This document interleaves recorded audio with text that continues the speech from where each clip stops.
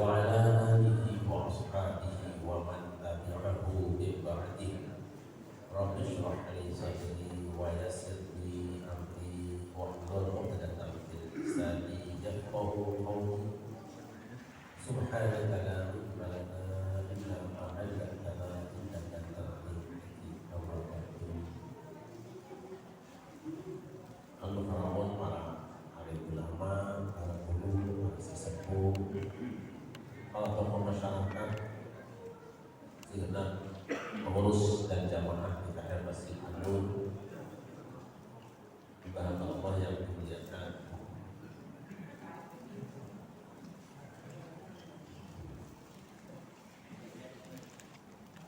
Rasulullah Shallallahu Alaihi Wasallam pernah ditanya, mengapa beliau kalau hari Senin selalu saja berpuasa?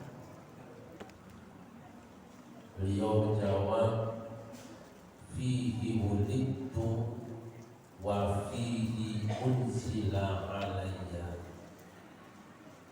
Karena pada hari Senin aku dilahirkan dan hari Senin juga Al-Quran diturunkan. Hadis ini tidak perlu sulit-sulit dianalisa.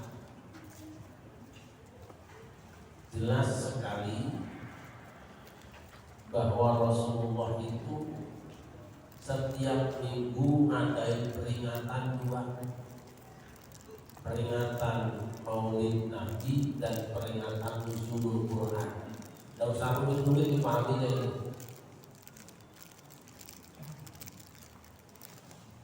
Jadi kalau ada orang nanya, siapa yang pertama ngadain peringatan Maulid Nabi? Rasulullah.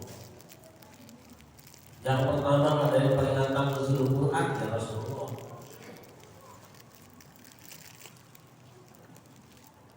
Itu aja. Lalu kenapa ada orang yang tidak suka peringatan-peringatan? Ya tidak apa-apa. Sering saya bilang namanya peringatan itu khusus bagi orang yang punya ingatan. Jadi kalau malam ini Masjid An-Nur DKM-nya akan dihadiri Ustaz-Ustaz dan Ustaz Sobali atau Ustaz di mana?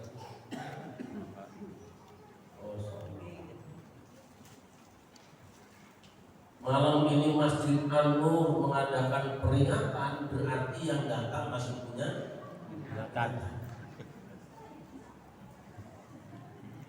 Kalau ada orang anti peringatan, kita nggak usah sebel, nggak usah marah, nggak usah kecewa.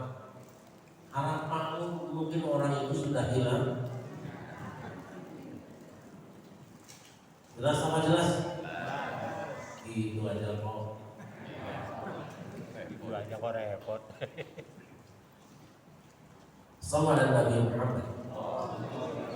Sama Muhammad.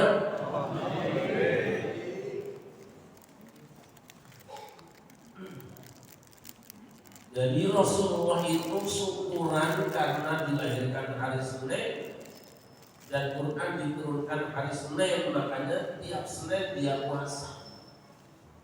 Nanti ini berkembang. Ada budaya di orang Betawi, di orang Indonesia apa yang namanya puasa kelahiran. Ya ini dan kan jelas. Karena aku lahir hari Senin, maka tiap Senin aku peringatan dengan puasa. Kalau yang lahir Selasa, ya puasanya hari Selasa, puasa kelahiran. Yang lahirnya hari Kamis, ya puasanya hari Kamis, maka puasa kelahiran. Hamba yang membiarkan. Malam ini gak usah panjang-panjang, tarawihnya udah banyak tadi. Saya mau nyebutin satu surat saja buat pelajaran kita semua. Sebab yang namanya Al-Quran itu gak usah kandungannya, nomor suratnya udah ada ilmunya. Tidak ada di kitab yang lainnya. Umpamanya di Quran itu ada surat yang namanya surat Ali Imran.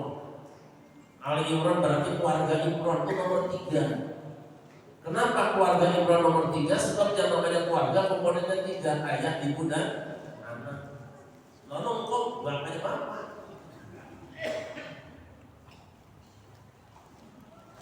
Di dalam Al-Quran juga ada surat yang namanya surat An-Nisa yang berarti istri-istri atau perempuan atau bini-bini. Yang nomor 4 kenapa? Karena yang namanya orang Islam dapat boleh punya bini sampai. Ini benar apa salah ya? 8 benar.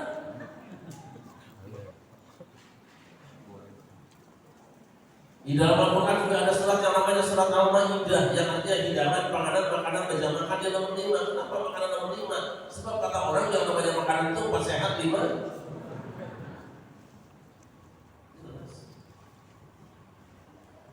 Di dalam Al-Quran juga ada surat yang namanya surat Yusuf, dia surat yang 12. Kenapa surat Yusuf 12? Sebab Yusuf punya 12 bersaudara. Dalam Al-Quran juga ada surat yang namanya surat Al-Isra nomor 17. Kenapa surat Isra 17? Karena Nabi pulang Isra pulang 25 waktu sholat berjumlah 17. Jelas Quran. Nah yang malam ini akan saya bahas sedikit saja itu surat An-Nahl. Apa itu An-Nahl? An-Nahl itu tawon. Apa tawon? Lebah. Kenapa surat ini kok dinamakan dengan surat lebah? Karena di dalamnya ada cerita lebah yang bisa jadi pelajaran buat kita semua. Pelajaran apa? Yang pertama, lebah itu senantiasa hidupnya tidak pernah berubah, sunnah begitu. Yang kedua, yang namanya lebah itu senantiasa hidupnya berjamaah, gak pernah sendirian, gak pernah sepala. Itu tawon itu ahlu sunnah wal gitu. Yang ketiga, yang namanya tawon itu pasti punya pemimpin, dan milik pemimpinnya itu selalu kondusif, tidak pernah terjadi gejolak, gak pernah itu gak ada perisahan dan sepanduk, gak ada kampanye. Mana saja tawon yang badannya lebih besar, layak jadi pemimpin, semuanya sehat dan usah ribut-ribut, ada pencitraan gak ada. Tawon. Yang keempat, tawon ketika sudah punya pemimpin dan mereka membangun negara dengan bikin rumah, ukurannya berapapun jumlahnya sama, berapa ribu juga ukurannya sama. Tawon tidak punya meteran, tidak punya kekeran, tidak punya komputer, tapi ukuran rumahnya sama, bikinnya pakai mulut coba. Cerita teman saya, katanya Juju itu teman sekelas saya. Rumahnya ya, depan rumah saya persis. Ternyata terjadi sama beliau sekarang. Sampai hari ini tidak ada seorang yang sanggup bikin rumah dengan ukuran persis tanpa beda 1 mili pun. Sudah pakai komputer, sudah pakai meteran, emplek-emplek nggak bisa. Tapi tawon cuma timbang pakai mulut jadi. Udah gitu tidurnya gantung juga. Ada kita yang tidurnya gantung kayak tawon. Kamarnya gantung cuma. Ribuan jumlahnya kagak rokok. Yang kelima, tawon itu setiap hari pergi meninggalkan rumahnya masing-masing tugasnya. Ada yang gojek, ada yang kosen, ada yang tukang pijat, tukang baca, gak ada tawon yang tiduran sampai jam 8 pagi kesiangan, gak ada.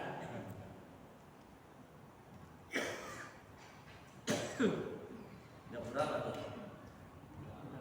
6. Apa yang mereka cari?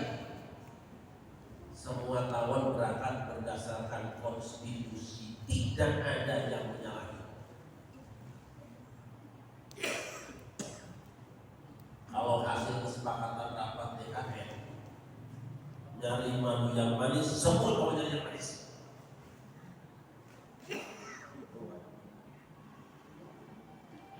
Kalau perintah konstitusi dari yang baik, semua tawon dari yang baik.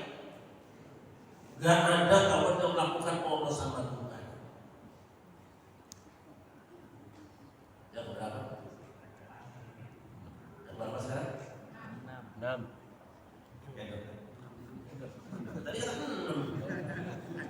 Duh, karang kali. Semua yang didapatkan tawon dibawa ke dalam negeri, dilaporkan kepada lurahnya untuk kesejahteraan bersama. Tidak ada tawon yang melakukan penyimpanan rekening di Swiss atau Singapura. Jujur semua, tidak perlu ada teks amnesti pengeluaran pajak. Apa yang saya tahu? Yakhruju min butuniha syarabun mukhtalifun alwanuhu fihi shifaa'un linnas.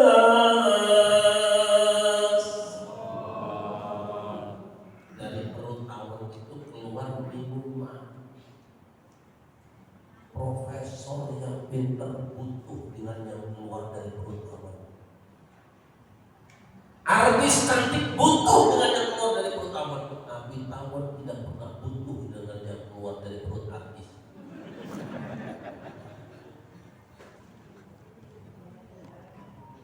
Pertanyaan kita, kenapa tawon makhluk sekecil itu bisa hidup berjamaah dan rukun? Kenapa tawon makhluk sekecil itu milih pemimpin selalu rukun dan damai? Kenapa tawon makhluk sekecil itu bisa bikin bangunan rumah adil rata semuanya? Kenapa tawon makhluk sekecil itu berkarya semuanya dan pada akhirnya tawon binatang sekecil itu kok bisa menegakkan prestasi yang besar sehingga dibutuhkan oleh umat manusia? Lihat awal ayat.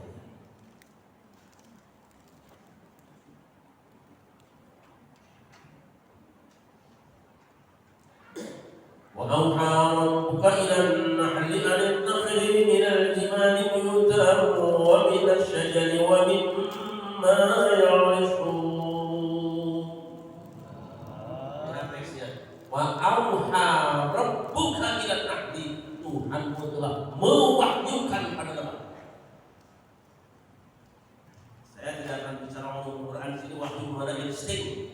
Teksnya wa'auha rabbuka ilan nahli, Tuhanmu mewahyukan kepada lebah. Jadi mulai dari hidup pribadi, menjaga jiwa dan raga, dengan keluarga, bersama tetangga, kolega, dan semua warga yang dikerjakan tawon berdasarkan wahyu Allah.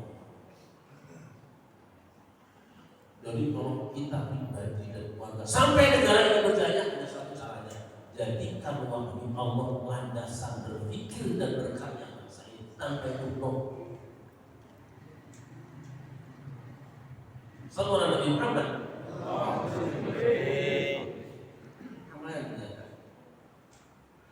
Jangankan anggota DPR yang cuma 600 orang, DPR cuma 1000 orang, jangankan bupati yang cuma 400 sekian, jangankan gubernur yang cuma 30 sekian. Qul la in jama'atil jinni wal insi wala yaqulu istihadal Quran la yaquluna bi mislihi walau kana ba'dhum li ba'dhin dhahira. Katakan hai Muhammad, kalau semua jin dan manusia kumpul untuk merumuskan yang semisal Quran, keadilannya di dalam hukum, ketepatannya di dalam sejarah, keindahan dalam beribadah, kamu saja dalam doa pada Allah tidak akan bisa melakukannya. Walaupun masing-masing jin dan manusia sedunia bekerja sama gotong royong, tidak bisa. Capek-capek kita kumpulin, rapat lagi. Bagaimana supaya kita habis-habisin biaya? Tidak perlu banyak-banyak DPR, 10 orang anggota DPR baca Quran, beres DPR. Cuma kita orang andel, Allah aja kabinet cuma 10 orang malaikat. Ini negara segede gini banyak banget ya. Satu, dan kedua,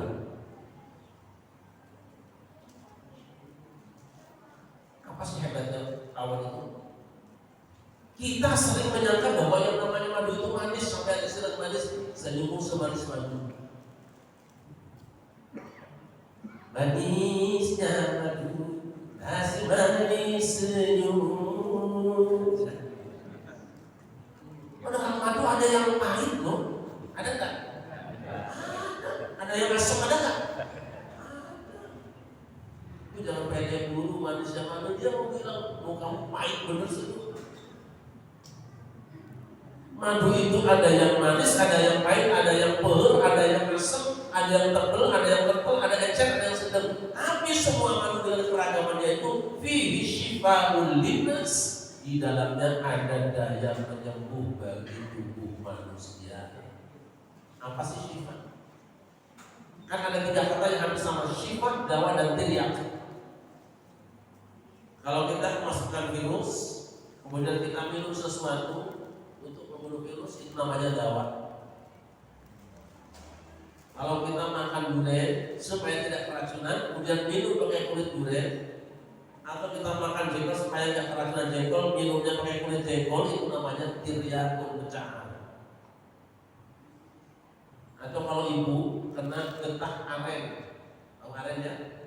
Kalau aren buah atal baru, jangan cuci, ambil gula aren sedikit, 1 detik sembuh. Kalau kita nikmatin ikan lele, jangan kemana-mana, pecahin kepala lelenya, ambil otaknya, sembuh. Kalau bapak pusing di bedah gini, warga TM sembuh.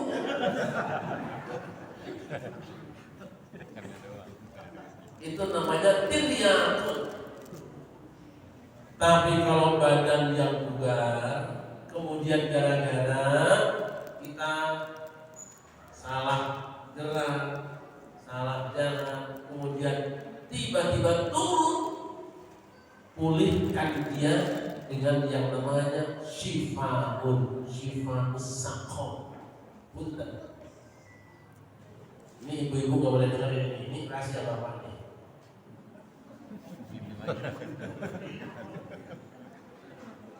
Di dalam tubuh laki-laki itu ada benda yang berharokat.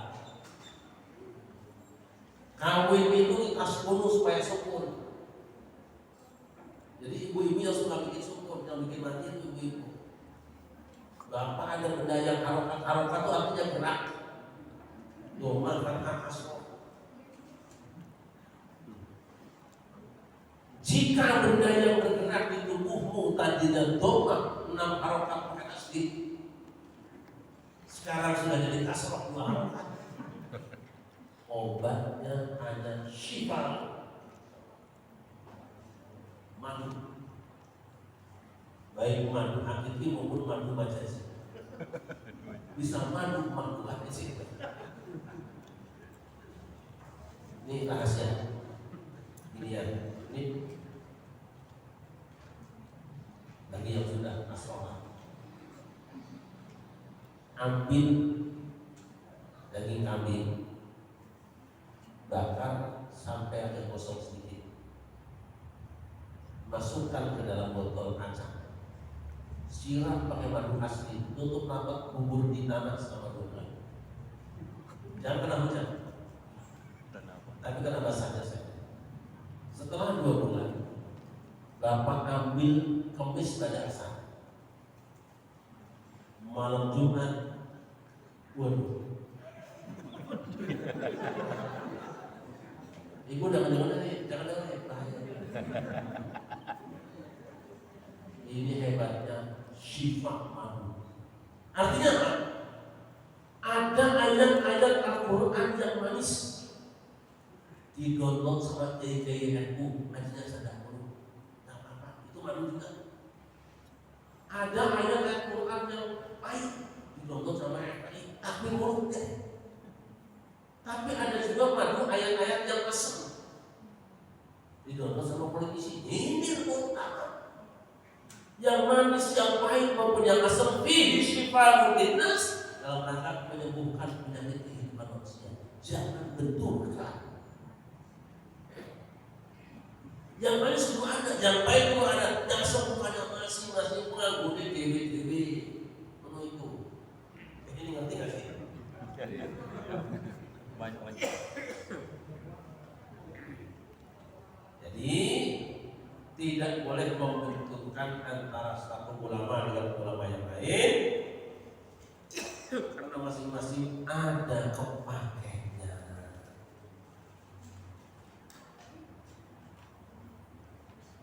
Kira-kira kalau di sini sebenarnya ibu-ibu madu yang manis apa yang pahit?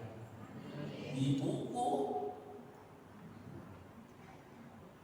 Dari pagi pengajian nyanyi pun. Kalau saudara di Pondok Pinang itu, nggak apa-apa. Daripada yang nggak buat. Satu. Yang kedua, hati-hati dengan madu oplosan.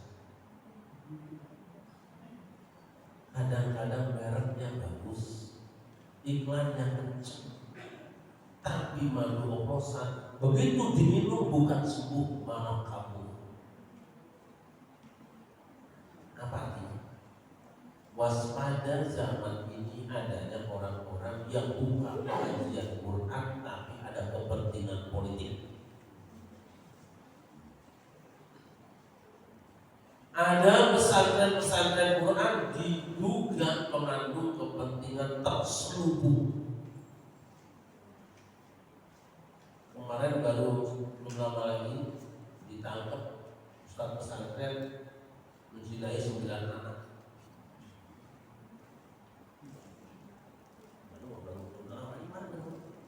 Baru lagi. Masya Allah.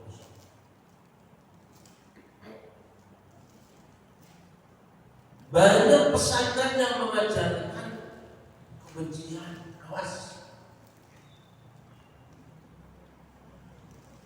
Kita berangkatin anak ke pesantren, pulang kayaknya dimintakan, bapaknya dikafirkan. Apa? Tidak ada sekali.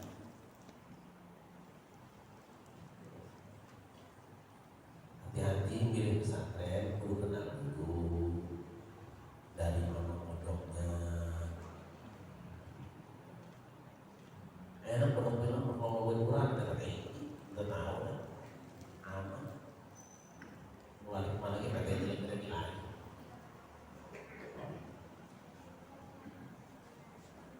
Yang ketiga, tidak semua tawon itu menghasilkan madu. Ada tawon yang secara fisik kelihatan banget dari kejauhan tawonnya, karena gede. Pakaiannya udah ulama bener, ada dari kejauhan itu kelihatan. Tapi dia tidak menghasilkan madu. Tawon apa itu? Tawon gas. Kalau Jawa tawon gas, kalau sudah panting, kalau tidak apa? Balu ya. Balu. Itu balu. Penampilannya ulama benar dari jauh kelihatan. Tapi dia tidak menghasilkan madu. Numpang di rumah orang, kerjanya ngebom yang punya rumah. Ini anaknya 4 tahun gini diapain? Biasanya 4 tahun gini diapain? Ngantuk kepala langsung diubah. Biasanya kalau di Jawa itu pada tahun itu tunggu malam butuh hapus, bikin teh sama polisi. Awas. Banyak orang yang menduduki jabatan ulama tapi bukan ulama. Banyak orang yang menempati tempat kiai tapi tidak kiai. Banyak orang yang bikin pesantren tapi tidak pernah jadi santri. Nah ini yang bahaya.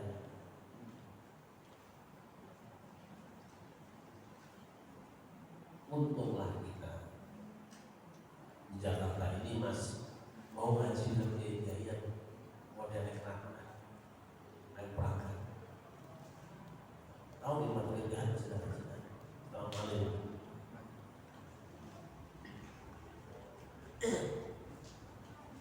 Sallallahu alaihi wasallam. Dan Al-Quran itu adalah syifa, obat. Tapi yang namanya obat itu kan ada cara-cara makainya. Ada yang diminum, ada yang dihisap hidung, ada yang dioles badan, dan juga yang masuk di infus. Quran juga begitu. Obat Quran ada yang dibacain ditiupin orang tua. Dan ada yang Quran dibacain ditiupin air diminum. Ada yang Quran yang ditulis di kertas sudah dikalungkan, ada. Nggak masalah, namanya juga tempel koyo juga bisa. Begitu Al-Quran. Tapi kudu ahlinya. Kalau kagak ahlinya, Nabi Sulaiman itu cuma timbang nulis Bismillah doang. Begitu diterima sama Bilqis, cuma Bismillah doang. Nabi Sulaiman bilang Bismillahirrahmanirrahim, datangnya Bismillahirrahmanirrahim. Begitu Bilqis baca Quran, energi Bismillahirrahmanirrahim. Kenapa? Ya nulisnya Nabi Sulaiman nembus. Memang ditulis di kertas, tapi hati yang nulisnya nyambung pada Allah. Kita boro-boro Bismillah 30 juz tulisannya cakep, dicetak orang tuh korupsi.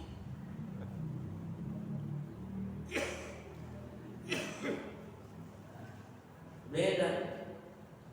Ada orang yang baca Quran itu enak kayak baca itu. Enak bacanya. Ya emang dia pemain Quran. Saat aman baca Quran enak. Sama pegang rakyat. Rakyat masing-masing. Kalau yang pegang biar ngomong, ya insyaallah. Topik hidayah, yes. Enteng bener. Nah coba saya itu apa? Megangnya tuh di ngatur kaki jadi 40. Di lembut lah, di masalahnya bisa. Raketnya sama, lemnya sama, koknya sama. Lain beda. Lah Quran Allah enak dengerin. Baca kalau satu amar enak dengerin. Baca komedi enak dengerin. Baca kalau bukan artinya. Baru saya turun.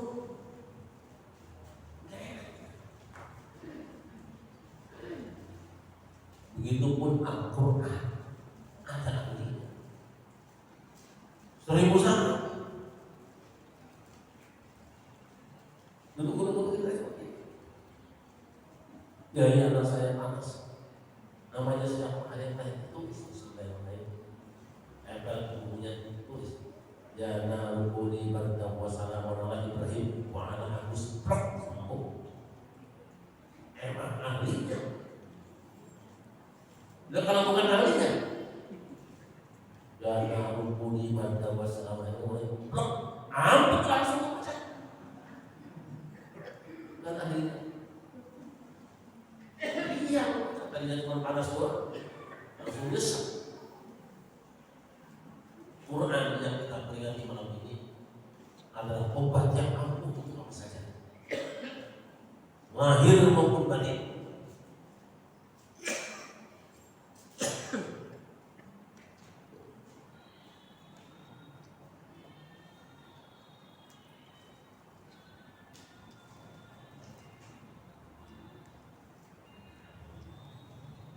Sekarang ini orang lagi bangga-banggaannya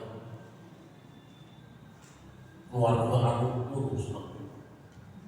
Saya keluarga Cendana senang. Saya keluarga CKS senang. Saya keluarga Ciganjur senang. Ada satu keluarga yang tidak pernah merasa senang. Abdullah Bahosatu. Siapa? Ahli Quran.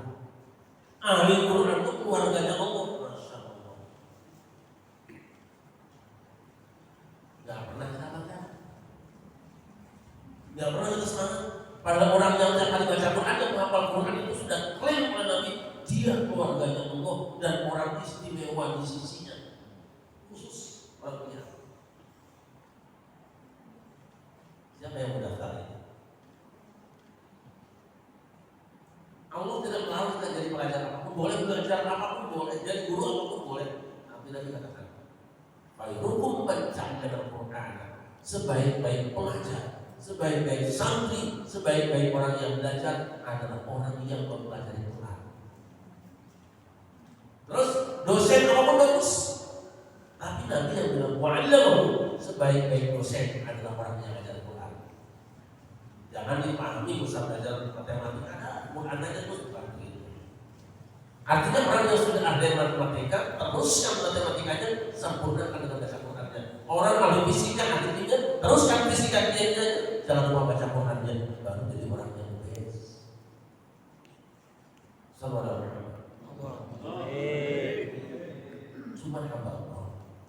Bisanya Quran menjadi obat ibarat kita itu gimana? Yang namanya huruf itu kan kayak daun-daun. Kalau kita bikin jamu, bikin obat, kan pakai dedaunan. Daun juga ada kelasnya, ada KW-nya, ada yang kelas 1, kelas 2, kelas 3, ada yang BS. Kita ketika melafalkan huruf itu kudu yang bagus. Jangan sampai ketutupan. Kualitas huruf kita menentukan energi yang keluar dari badan kita. Ada daun yang udah robek, kita juga sama. Ain ada yang ain, nah itu awen. Ain, ui, awen, ui, bod, doan, awen. Wala bedolin, awen. Begitu dibaca keluar energinya pakai lek kelihatan lubangnya terasa. Itu baru daunnya. Setelah daunnya ketemu sekarang racikannya bikin jamu bagaimana? Kalau bikin jamu ini maka daun ininya 3 lembar, ini 2 lembar, ini 1 lembar. Kurang pas, kurang banyak, lebih banyak. Pun baca Quran. Ada aturannya, ada yang panjang, ada 6 harokat, ada 5 harokat, ada 2, ada dan sebagainya. Jangan dikurangi, kecuali yang pilihan majais. Itu ukuran itu sama dengan dosis, gitu kira-kira. Dosis. Kalau ibu ingin bikin sayur dan enak, ada ukurannya, ada dosisnya. 1 penggorengan 3 sendok garamnya, 1 guntung gulanya, 2 sendok kelapanya, 2 ekor capungnya, pas itu. Ayo semua aja dulu. Nama siapa nih? Buka di jendela kali malah nutup lagi kacau. Mana darahnya nggak sih? Darah-darahan itu nggak ada. Tambahin garam dan kasih nama enak. Begitu aja. Maka dulu para ulama ketika mengajarkan Fatihah di Arab 5 bulan. Karena Fatihah itu rukun sholat, jangan sampai kurang, jangan sampai Fatihahnya benerin gitu kira-kira. Kan sekarang banyak Fatihah benerin kan? Bismillahirrahmanirrahim. Ada gitu ya? Wa yudhiru maqtuhu. Itu semua apa? Supaya obat yang keluar energi tubuh kita itu seimbang. Begitu dibaca keluar energinya, ditiupkan ke air ampuh jadinya. Jadi saya tahu, saya kan nasihati pembunuhan untuk amin. Hebatnya Quran. Dan itu bisa dites yang kita yang lain. Ada orang kesurupan, silakan agama lain tes, baca semua, antem baik. Begitu baca ayat kursi 1 kali langsung keluar artinya. Itu artinya hebat, asal bacanya benar. Pun ketika ditulis dulu ada kaidah. Mem harus jelas bolongnya, nun jelas titiknya 1, tak jelas titik 2, tidak boleh begini. Itu gak jadi. Makanya saya lihat orang-orang yang sekarang pada bikin jimat pakai ayat Quran, gak pernah ngaji, lu ngacok di mana-mana aku sih pakai salah. Ini bukan kaligrafi. Saya bilang begini Pak, tidak ada doa yang lebih ampuh dari doa yang ada di Quran. Tidak ada bacaan yang lebih hebat dari bacaan Quran. Dan tidak ada jalan yang diridhoi oleh Allah melebihi ridho Allah pada orang baca Quran. Itu aja. Kita syukuri Quran malam ini dengan cara apa? Syukur itu perlu ditunjukkan dengan digunakan sebaik-baiknya. Alhamdulillah, kalau Pondok Pinang sejak saya masuk Jakarta tahun 84 sudah dikenal ahli Quran semua. Kenal saya tahu. Saya masuk PTI itu hampir tiap malam ada layar tancap kok. Lagi belakang kampus, rapor Waduh, India lah. Sallallahu akhir ya kita baca suratul Fatihah. Nomor yang 5, quri'at lahu, untuk apa saja pakai Fatihah. Kita khususkan buat para pendiri, para peneliti, para donatur, jamaah dan besar-besar kita yang sudah terpulang ke rahmatullah di masjid yang kita cintai ini. Mudah-mudahan Allah terangi alam kuburnya. Amin. Akhirnya Al-Fatihah.